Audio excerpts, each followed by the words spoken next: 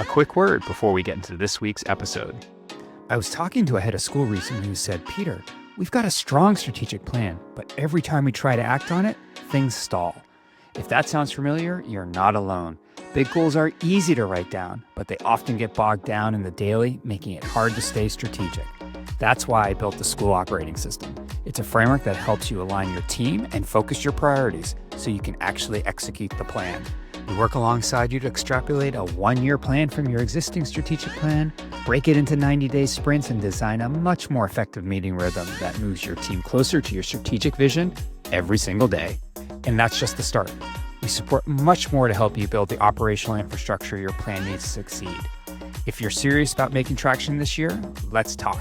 Visit moonshotos.com/SOS. That's moonshotos.com/SOS to learn more and set up a time to chat about the school operating system. Hey everyone, thank you for tuning into today's case study. I'm Peter Barron, founder of Moonshot OS, and I'm joined today by Suzette Parlevliet and David Willows, who are at Yellow Car. Suzette, David, thank you for joining me today. Thanks for having us. Yeah, I really appreciate it. So we're going to get into the topic here and have a really fascinating conversation. You know, I was telling Suzette and David prior that I've now spoken with close to 80 current and former heads of school about like what is happening out there in the market, especially in relation to the business model. And like two things David and Suzette have come up loud and clear. One is that the financial model is challenged and that there needs to be work done there to create long-term sustainability. But then the other thing is that hiring and staff retention is particularly acute right now. And I had read a post on Yellow Car's blog about employee experience. I was like, oh, this is like right time, right place. I absolutely had to reach out to them to see if they would join me, and they've agreed to do so. But before we get into that, Suzette and David, like, tell us a little bit about yourselves and about Yellow Car. Thanks, Peter. Thanks for having us today. So yeah, maybe a little bit about our story. We both come from very different backgrounds. I was actually a priest in the Church of England. I worked in European communications. I was a grade 2 teacher, grade 4 teacher, and a PhD in philosophy, and then found my way into education and spent 17 years at the International School of Brussels in Belgium. And that's where I met Suzette, where I was, for that time, the Director of Advancement. Yeah, and I actually have a hospitality background. So I was at my final year of university when I fell into education, coming to join David's team at the International School of Brussels in the communications department. After a few years, became the manager of communications there, and then ultimately looking more and more into the experience for the families that we were creating. And that means that both David and I have been working together for probably more than a decade by now, most of those in an international school setting.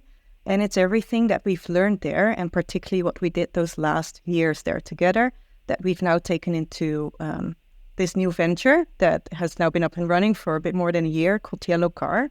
And at the heart of what we believe with Yellow Car is really that every family, every student, every employee is on a journey through our school. And it's important that we design that journey from beginning to end. And if you consider the fact that, particularly in international education, it's becoming an increasingly competitive market with now more than 14,000 international schools. I'm sure that's not different in the United States. And it's becoming more and more difficult to stand out and to be seen as truly different. And we do believe that the schools that stand out in the future are those that are intentionally designing that experience. And that's what we do in essentially 3 things. So we have a community space where more than 600 people working in and with schools are able to connect with one another, monthly workshops, ask questions, give feedback, etc. We have an academy section full of tools and resources and events that we do around the world. And then, of course, our consultancy part where we work with team leaders and their teams to on bespoke solutions. I love this idea of creating a meaningful experience. Like, I think one of the things I think about a lot is, independent schools make a really significant promise to the families that enroll in their schools. In exchange for tuition in the United States, it could be $20, $30, $40, $50, $60, $70,000 a year. Like, your child is going to have a transformational outcome, and, define outcome depending on the child. It's going to be different for every kid, but like, this is our promise to you.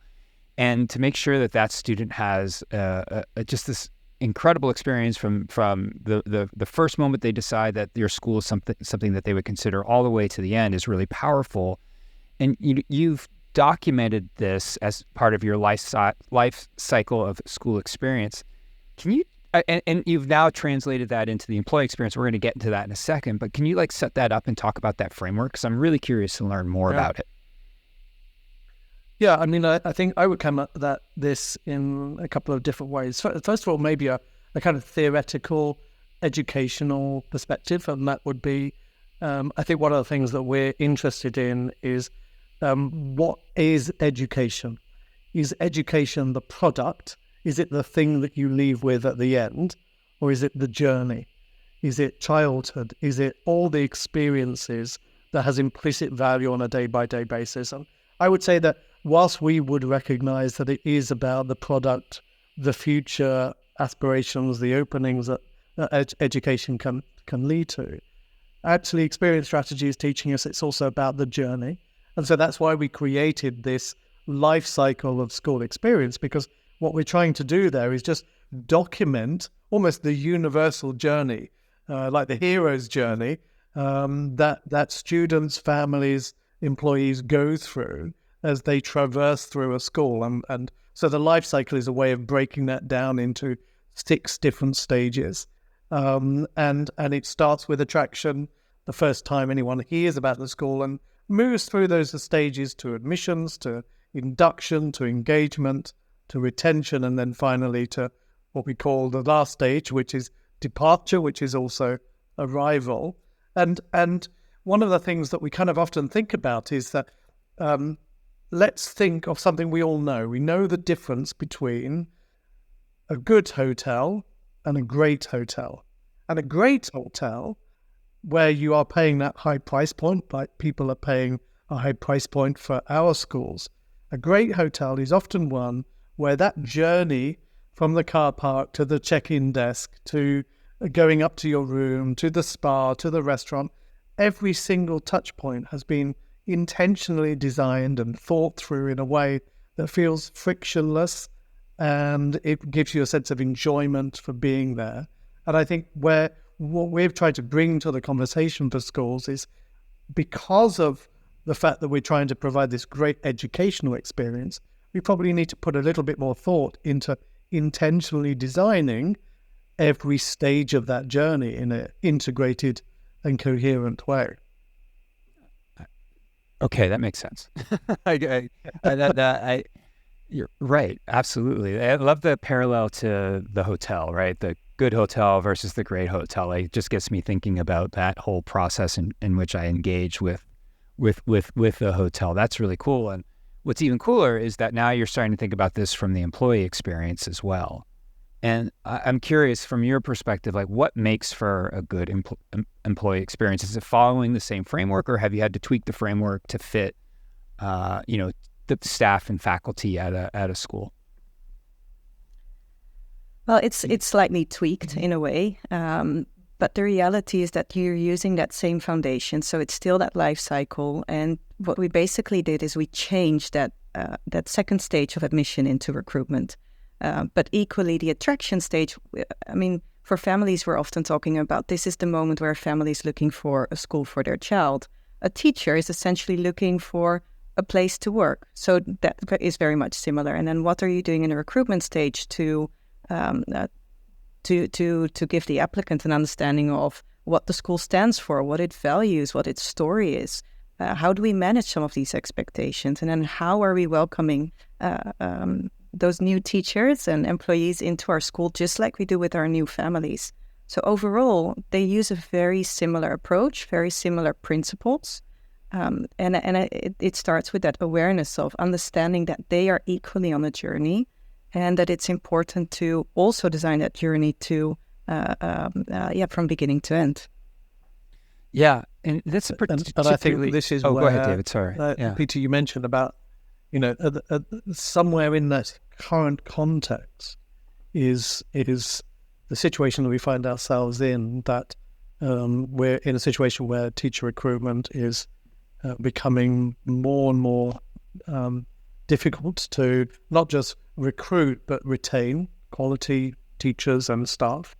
And certainly if we look at that from an international school context, whilst we see increasing levels of international students all around the world, and an international school springing up almost every day right now, what that is doing is actually placing increasing burden on the recruitment side. And I know that I think many of your listeners probably would have read, even 2019, there was an article by NAIS magazine about some of the difficulties of teacher turnover. I think they were talking there about significant, I think 13 to 15% turnover of teachers, and that actually in an independent school context is often about double that number. So what you're seeing is an environment where we have to think about how can we increase the experience in order to increase our ability to both attract and retain some of those teachers. Yeah, and what are you all thinking about this kind of redefinition of work? Like this idea coming out of the pandemic that a remote hybrid experience allows for greater flexibility for the employee. That's really hard to do in schools, right? And especially hard when you're trying to recruit younger prospective teachers into your school, when they can see other opportunities that are a little more flexible. Like I don't work to live, like I live to work. And I'm just curious, like, how are you navigating all of that with the experience? Like, where does it come into play there? I think for me, some of this comes back to the work of people like Dan Pink and some of his ideas about motivation. And I think experience strategy is interesting in that conversation because it gets to the heart of, as you think about every stage of that life cycle, as we've talked about it, one of the terms that you'll often hear in experience strategy talking about is, what is the job to be done at that different stage? And we all, when we go to a hotel, there are different kinds of jobs that need to be done. First of all, we probably need to sleep. We probably need to take a shower. And those are those foundational pieces that are those basic needs in that kind of hierarchy of needs that we have. But in terms of those things that delight us, it doesn't necessarily mean that those are the things that are going to cause us to feel a sense of joy or wonder or surprise. And I think this is where schools can begin to think about, what are the different jobs to be done at different stages of that life cycle, both in terms of the foundational, essential things that people are looking for these days. And this is where we're moving into a different kind of dialogue in terms of things like inclusion, diversity, well-being, all those important conversations. But then also, what are those other things that we can do to actually incentivize and motivate to ensure that where people feel that they're working, in fact, it doesn't really matter whether it's at home or in the office or on campus, that we're actually providing a space where they feel as though they are flourishing. And there are some really good examples of schools that have begun to move in that direction. And now a word from our sponsor.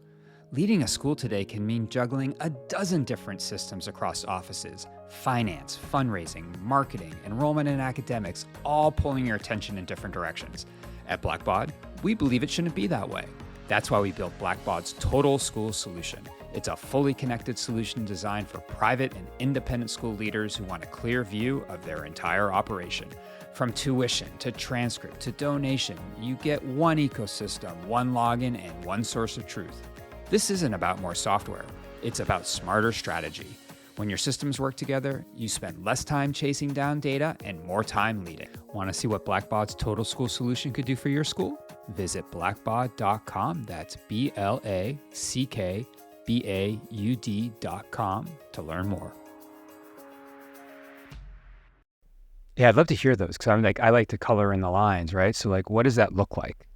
And for me, a few things come to mind. So a few months ago, or maybe a little longer, Arances Savas and Dave Norton from Stowe Mental, they have they do a experience strategy podcast. They are some of the leading experience strategists in the United States, and they had this very interesting podcast with one of their guests talking about how can you optimize a hybrid working place. And they were talking about the matrix. So if we're taking that idea of the job to be done, can we be clear on the jobs that we can do separately in the same space, like alone in the being in the same space, so alone together, alone apart, together, and alone apart. So maybe I got this one wrong, but you get the idea of where there are certain types of jobs that you need to be in the same space for in order to get it done. So if I'm thinking about both David and I, at times working remotely, with David working in Bucharest, myself in Brussels, there are certain things that we can do remotely, not being in the same space together. And there's other types of work that we need to be in that same space for. And this is not different in schools. So if we can identify, indeed, first of all, the things that we need to get done, from an employee point of view, but equally what we are trying to do for our families and our students, can we identify whether we need to be in the same space in order to get that done, or whether we can do these kind of things at home? I think this is where that important conversation enables you. I think where the disruption to the experience comes in is where let's say you are required to be at work for a job that doesn't need to be done sitting next to somebody else who is also doing a job that doesn't need to be done in relation to anybody else. And I think this where we start having an experience strategy approach. We'll say we need to consider some of the levels of frustration that certain experiences can lead to, and how can we appease that. And another great example maybe I'd throw in would be a school that participated in a strategy workshop that we did in Toronto at the end of last year, about a year ago. They were really interested by this idea of how can we reframe the employee experience during the recruitment process. Because one of the things they were noticing was that they were having people go through the recruitment process, but obviously there are lots of losers in that process.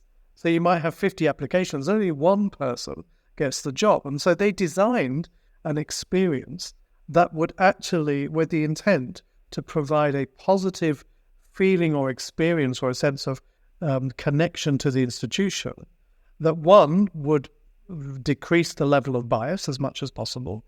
But secondly, that would actually lead the person to feel like the experience was so good, they are positively they have a felt positive experience towards the institution, even though they didn't get the job.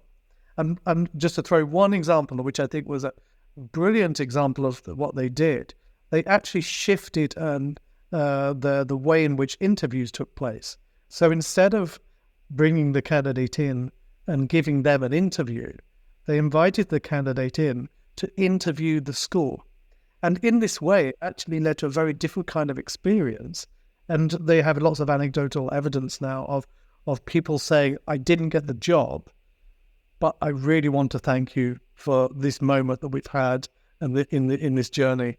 And I think that those are the kinds of things that putting the lens of experience strategy on can actually help us really think about, are there things that we can do differently that are less about the processes that seem to work for us as an institution, and more about what is happening to the people that we are inflicting these processes on.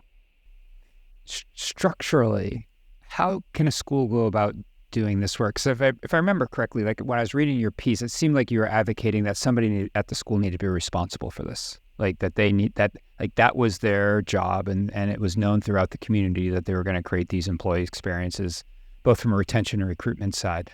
Like, how does a school go about thinking about that? Like, what might that look like? Often when we think about that journey and we think about how that journey can be facilitated, we talk about story, people, and process. So story is, what is the story that the school is trying to tell? people is how are we connecting with people and helping them finding their place in that story. And then process is about all the systems and processes and indicators that we put in place to allow that to happen and to track progress over time. Often what we see, what is being done from an employee experience point of view, is that it tends to be more process focused. And so David just gave the example of where that school in Toronto took a complete different view on the recruitment process, where they put the person, the people first, rather than the process. And they turned the process, they built that or they designed that around the people that they were interviewing or that they were recruiting. And I think that is an important step.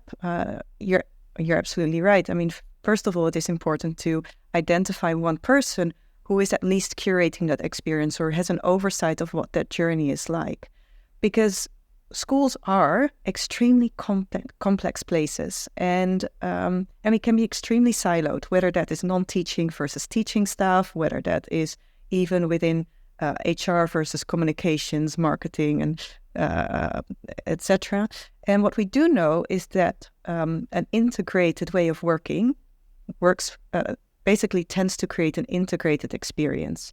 And that means if we can find ways to work it more integrated, ultimately that experience will be more integrated. In terms of the employee experience itself, one of the tools that we've developed is what we call the school experience audit. We've done it now with more than 30 schools. Hundreds of people have completed it. And some of the things that we are measuring are more to do with what the work environment is like in that particular school. And what we see is on average, 37% of the respondents said that they sometimes feel siloed in the work they do. And 41 respondents say that they feel disconnected. And what that tells us is that as long as we don't address that, as long as we don't find ways in which we can work more integrated, that overall experience won't be integrated either.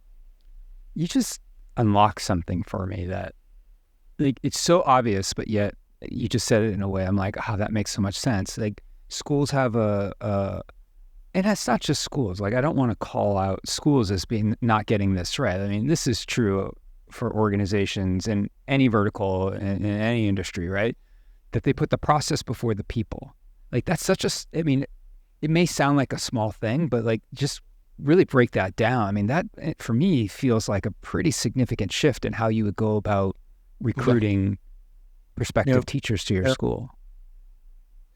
I think for me, some of this comes down to what sometimes I call the problem of titles. I think this is very much linked to the idea that when we think about experience generally in a school, one of the biggest question is who is responsible for that experience, and in the absence of a clear answer, probably the answer is it's a bit of everybody, and we're kind of riding our luck quite a lot of the time. So I think that one of the things when we come to titles, there is a difference between, let's say, a manager of human resources, which tends to push you towards that processing side where you're performing administrative tasks in order to reach a goal, compared with what you begin to see happening in schools where you have people who are maybe the director of people and culture, which is much more pushing you into that center of that human relationships and the focus being on human relationships. It's in the same way as if you think about many schools still will have a director of communications or admissions or enrollment management or advancement. What we're seeing in many schools now is that they're shifting towards a director of experience because there's a recognition that experience covers the umbrella of functions that is not just the process of delivering communications or managing admissions, but it's actually the cultivation of that entire experience for the families. And I think this, as I say, the same is true for employees. It strikes me that if you don't get the story right, none of this really matters. Yeah. Like if you don't have the story where the people can see themselves like fitting and feeling like they belong, then like if you don't have that kind of direct connection and things are kind of working in a very tightly organized way, like this process probably is going to be harder to make successful than than not. Like, am I getting that right? Like, is the story equally important to all of this? Absolutely. And I think, if anything, the story might be setting some of the expectations. People who find themselves in that story tend to be the right fit. Does make me think of when we restructured our very own team while still working in an international school. One of the first steps that we took was creating a manifesto together with the team to be clear on what we valued most, the team we wanted to be, or at least wanted to become. So it included some of those aspirations. And that manifesto became a great tool when recruiting, because we were able to ask questions that were more linked to the type of team, the type of culture that we were trying to create, rather than only focusing on skills and checking off the boxes. Again, that process focus. One of the examples that we had in the manifesto is we celebrate not just our achievements, but also our birthdays together. Because we were a team, the team we wanted to create was really one where we enjoyed spending time together. If you imagine, particularly pre-pandemic, but equally still so, we spend most of our times with our colleagues, often more so than we do with our own families. And how can we create a culture where we actually enjoy spending time together, where we feel comfortable, where we feel safe, where we... So a manifesto can be a great tool in a way to, beyond just telling the story of the school, also somehow capture what that culture can be. Yeah, that makes a lot of sense. And I think this leads to, some of this, how do you do that? Some of it's about the rituals, the routines, the ways you meet. And maybe just because it's this week and here we are in December, just in a couple of days' time, one of the things that happened earlier this year is many of the people who were in the team with us are no longer working at the school. They left as well as we left, and they were living in different countries. And yet they've actually decided that they wanted to have a team dinner with us this week, as we used to do it, with the same rituals, because it still feels meaningful to them. And I think this was something that was very touching for us, that in a way sometimes that experience is so strong that even after the people have left the institution, they want to continue some aspect of the experience. And I think this was, we were certainly very touched when they all said they're coming back to Brussels for the same dinner that we used to have. That's amazing. That really does speak to the culture that you created. So I'm curious. I think sorry, go ahead.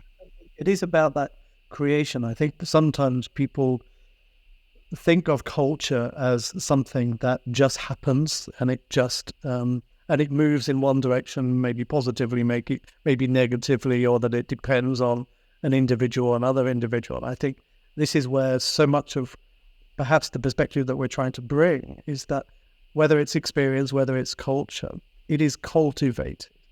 And yes, there is some serendipity involved in that process, but a lot of it is also understanding how you can be human-centric, focused on people's flourishing, learning, and bring them to a point where their journey is one where we, in a sense, we become journey companions, and in that sense, more humans. So I've got a couple more questions before we start to wrap up. We've talked a lot about the recruitment side of staff and faculty. What does it look like on the retention side? Like, how does this experience work on that front? I think I kind of have an idea, but I'd like really for you to pinpoint it if you could. It is coming back to that intentionality. So it is, in recruitment, we are setting certain expectations, but you will only have a good experience and a good memory of what that experience is like if you are at least meeting those expectations. So the clearer we can be right from the beginning, and the more we can delight and surprise them on the way while they are part of that experience, while they are in the school, then the more likely they are to stay. Sure. Yeah, I love that, delight and surprise. That's what's powerful. And I think another piece, almost the flip side of this is, for us, the question of how do you know? How do you know what that experience is for people? And this is where another tool that we've developed, and we're piloting this with now 5 schools in different corners of the world, called the Felt Experience Indicator. And so this indicator is it's if you imagine the old NPS, how likely are you to recommend X to someone, or maybe your traditional satisfaction surveys. What we were thinking when we looked at these, and we've done them for many years, is that they're somehow one-dimensional and they're somehow unidirectional. They give something maybe to the school, but they don't really give a lot to the person who's been the respondent. So the felt experience indicator is a way of actually saying, can we actually measure what that experience is? And we've broken that to kind of down into these different dimensions. So we'll actually be looking at things like levels of happiness at different stages of that life cycle, levels of connection, of belonging, of understanding, and so on. And what we're excited about is that in some ways, this measuring tool will actually be able to produce for us a wavelength of happiness, not just for students and families, but also for employees, to say, can we see whether happiness in the school grows over time or decreases? Are there dips in certain parts of that journey that we need to address? And of course, the power of AI and machine learning right now is that we can take all of the anecdotal stuff that people give us and then begin to look for some themes that really help us address not just would you recommend us to somebody else, but how are you doing? And where are you in your journey, and how can we make it better? And I think what we've learned in talking with schools is that just by using words like happiness, in one sense, its simplicity can feel too simplistic, but it's also where the beauty is, because it's a way of connecting to something that we kind of universally want, even if we're bringing some different definitions to that. Yeah, I was just going to say that universal desire for happiness is, I mean, that's real, right? So why not lean into that? I hate to call it a metric, but it almost feels like you're capturing this as data so that you can ultimately help schools improve in whatever areas they need to improve. And I would also think, like, if you're capturing this, I mean, just think about how you're going to be able to refine your story. Yeah. Like if you know like where the happiness is, but boy, that's going to make this story even that much more powerful. Yeah, Yeah, exactly. that's cool. Hey, last question before we wrap up here. So, inevitably, like I imagine somebody's watching this and they're like, "Oh yeah, there's some things that are really resonating with me," and I'm thinking about but I don't know what to do first. Like this makes a lot of sense. I should be focused on an employee experience that resonates. If a school were to call you today and just said, "Hey, can I get like 20 minutes of your time?" and they asked the question, "Where do I start?" Like, what would you say to them? Well, we are looking to set up some workshops actually over the course of next year to provide people with a framework to help them get started, but that shouldn't stop them from getting started straight away. So maybe a place to start is really to simply take that life cycle, have a conversation in your school about those highs and lows of that employee experience. Maybe talk to employees and ask them what that experience is like and how it can be made better. And then while you do that, at each stage of that life cycle, so not just right when the employees that are there, but equally those that are newly coming in or that are about to leave, and then identify some quick wins to get on the way. Then I would just add, the best place to start is asking people how their experience is, and really just taking time to listen. And that could be something as simple as talk to one person a week, and I guarantee after 1 year, your understanding of the institution and experience that people have is going to be transformed. Because I think this, and the more everything we're doing is simply trying to scaffold and facilitate better conversations between colleagues in schools. And I think that learning the art of listening to one another about what that experience is going to help us. Even if we can't take away the problem, we're still more likely to retain someone because they feel listened to, and they feel understood. Yeah, I mean, isn't that like building culture, a culture of listening, an important thing? So, Suzette, David, thank you so much for sharing this. people, I'll make sure to link to both Yellow Car, to the article that we referenced at the beginning, as well as the experience graphic that you put in the post. So I want to thank you for sharing that. And if folks want to reach out, what's the best way for them to get a hold of you? They can either just write to hello@yellowcar.io, or we have a community, as Suzette mentioned, community.yellowcar.io, and or connect with us on LinkedIn. Any of those ways we'll come back to you. Would love a conversation. Brilliant. All right, Suzette, David, thank you so much. And we're recording this the first week of December, so happy holidays. Yeah, happy holidays. Thanks for having us, Peter.